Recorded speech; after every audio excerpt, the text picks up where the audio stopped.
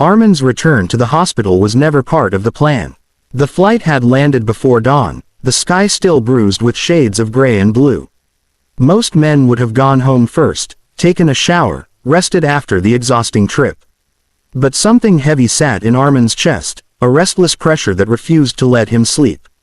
From the moment the plane touched the ground, his thoughts had been fixed on one place, his mother's hospital room. The corridor was unusually quiet when he arrived. The polished floor reflected the soft glow of fluorescent lights, stretching endlessly ahead like a tunnel with no exit.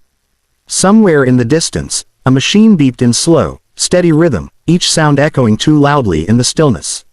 As Armin walked past the nurse's station, one of them looked up in surprise.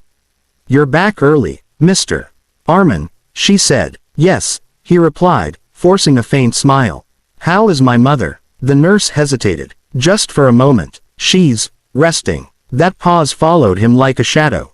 When he reached his mother's room, he slowed his steps. The door was slightly open. Light spilled into the hallway, and inside, he saw a familiar silhouette standing near the bed. Sarah. His wife leaned over his mother, her back stiff, her hands clasped too tightly in front of her. She wasn't speaking. She was watching. Armin pushed the door open fully. The sound startled her. She turned quickly, her eyes widening before she masked her reaction with a practiced smile.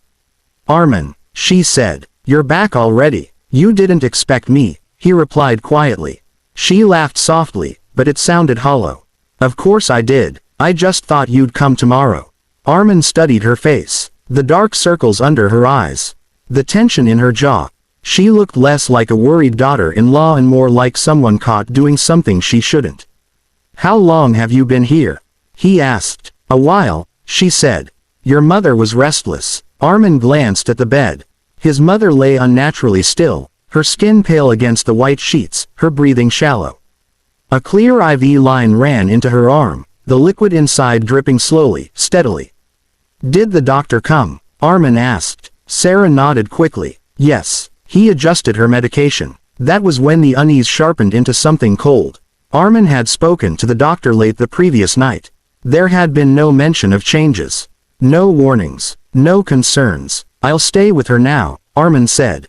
Sarah hesitated. "Just a second." But it was enough. "I'll come back later," she said, gathering her purse and walking past him without meeting his eyes. The moment she left, Armin locked the door. He moved to the bed and gently took his mother's hand. It felt cold. Too cold. "Mom," he whispered, "I'm here." Her eyelids fluttered open slowly, as if it took all her strength to lift them. When she saw him, tears filled her eyes instantly. "Armin." Her voice was barely audible. "You came back." "Of course I did," he said, brushing her hair gently. "I told you I would." Her fingers tightened around his. Surprisingly strong for someone so weak. "Don't leave me alone," she whispered urgently. "With whom?" Armin asked, leaning closer. Her lips trembled. She turned her eyes toward the door, fear flickering across her face. "Your wife," she said. Armin's breath caught. Before he could respond, the door opened and a nurse stepped inside. His mother's grip loosened immediately, her eyes closing as if she had said too much already. The nurse checked the IV and smiled politely. "Everything seems fine," but Armin's instincts screamed otherwise. As the nurse left, Armin stared at the IV drip, counting each drop as it fell.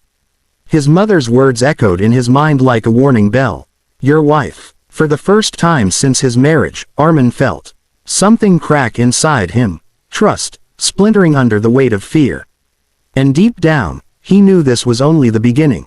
Armin did not sleep that night. He sat in the narrow hospital chair beside his mother's bed, watching the steady rise and fall of her chest, afraid that if he looked away for even a moment, it might stop. Every sound felt amplified. The hum of the air conditioner, the distant footsteps of nurses, the quiet drip of fluid sliding through the IV line. Morning light crept in through the blinds, thin and pale. His mother stirred slightly, murmuring his name, and Armin leaned forward immediately. "I'm here," he whispered. "I'm not going anywhere." Her eyes opened briefly, filled with fear and something else, guilt. As if she had burdened him with a truth too heavy to carry. She tried to speak again, but her throat failed her. The effort exhausted her, and she drifted back into sleep. Armin straightened slowly. His mind was racing. Your wife. The words replayed again and again. He wanted to reject them, to believe stress and illness had confused his mother. But doubt had already taken root. And once planted, it grew quickly. When Sarah arrived later that morning, Armin watched her closely. She entered with a soft smile, carrying a small bag of fruit and fresh clothes, playing the role of the devoted wife perfectly. How is she? Sarah asked, setting the bag down. Stable, Armin replied. The doctor said no changes to her medication. For a fraction of a second, Sarah's smile faltered. Oh, she said lightly. That's good. Armin noticed how she avoided looking at the IV stand. Throughout the day, he paid attention to things he had once ignored. Sarah insisted on helping the nurses whenever medication was due. She asked unnecessary questions. She subtly positioned herself between Armin and the bed during treatments, as if shielding something. That afternoon, Armin excused himself and went to the nurse's station. I'd like to review my mother's chart, he said calmly. The nurse hesitated. Your wife usually handles that. That sentence landed like a slap. When the chart was finally handed over, Armin's hands tightened around the folder. The medication list showed adjustments, minor on paper, but frequent. Too frequent. Later, he watched from the hallway as Sarah spoke to a young nurse near the supply room. Their conversation seemed tense. Then Sarah reached into her purse and pressed something small into the nurse's hand. The nurse's eyes widened. She nodded quickly. Armin stepped forward. What's going on here? Both women froze. Sarah laughed nervously. You scared us. I was just thanking her for taking such good care of your mother. With pills? Armin asked quietly. The nurse's face drained of color. They're supplements, Sarah said quickly. The doctor recommended them. Armin looked at the nurse. Did he? The nurse swallowed hard. Mrs. Sarah said you approved it. That was enough. Armin didn't argue. He didn't shout. Instead, he waited. That night, when Sarah left the hospital, Armin returned to the nurse's station. I need to speak to the attending physician immediately, he said. An hour later, Armin sat across from the doctor in a small office, fluorescent lights buzzing overhead. These medications were not prescribed, the doctor said grimly after reviewing the chart and lab reports. And there are traces of a drug in her system that shouldn't be there. Armin's chest tightened. What does it do? It slows the heart gradually, the doctor replied. In elderly patients, it can be fatal.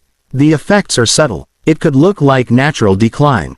Armin felt sick. So if this continues, she may not survive another week. Silence filled the room. Armin stood abruptly. Can you stop it? We already have, the doctor said. But you need to watch closely.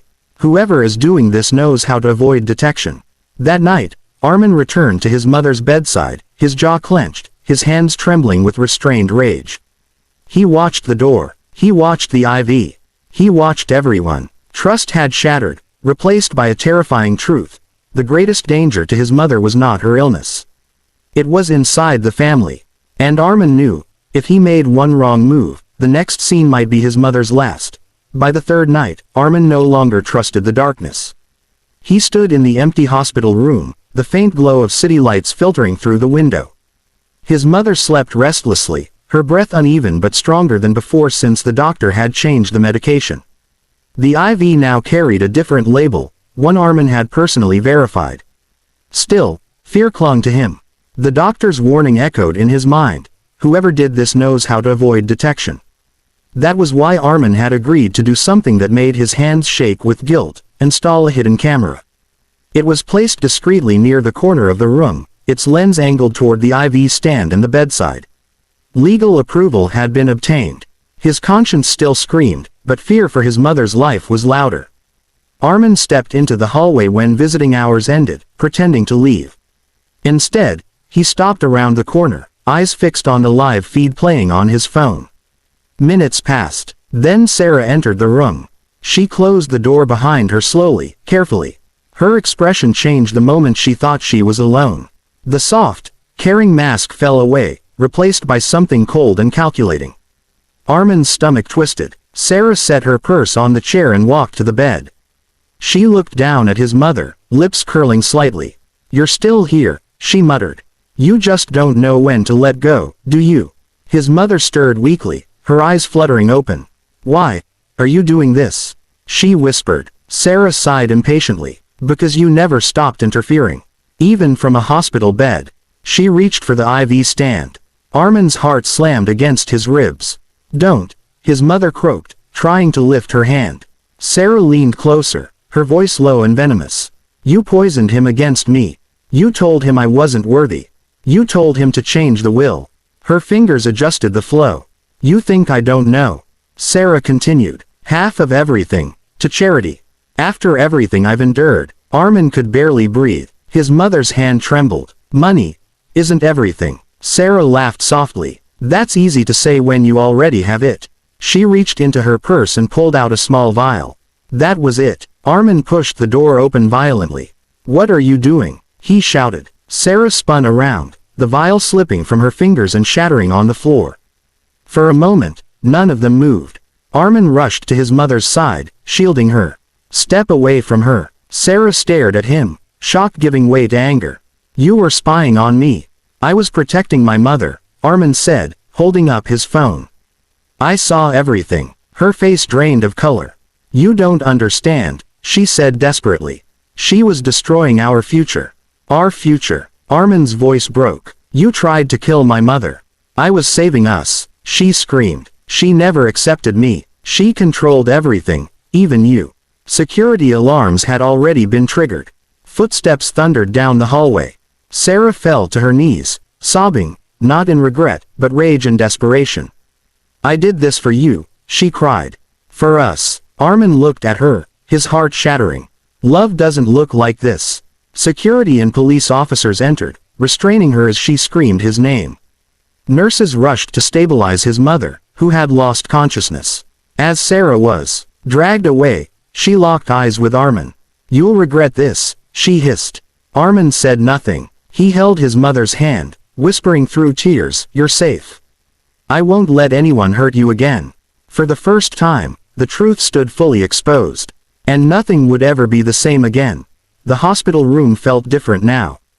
The machines still hummed softly, and the antiseptic scent still lingered in the air, but the fear that once suffocated the space had loosened its grip. Sunlight poured through the window in warm, golden strips, settling gently over Armin's mother as if the day itself was blessing her survival. She was awake. Her eyes were clearer than they had been in weeks, and color had slowly returned to her face. When she saw Armin sitting beside her, she managed a faint smile. You look tired, she whispered. Armin smiled back, though his eyes were rimmed red from sleepless nights. I'm fine, he said.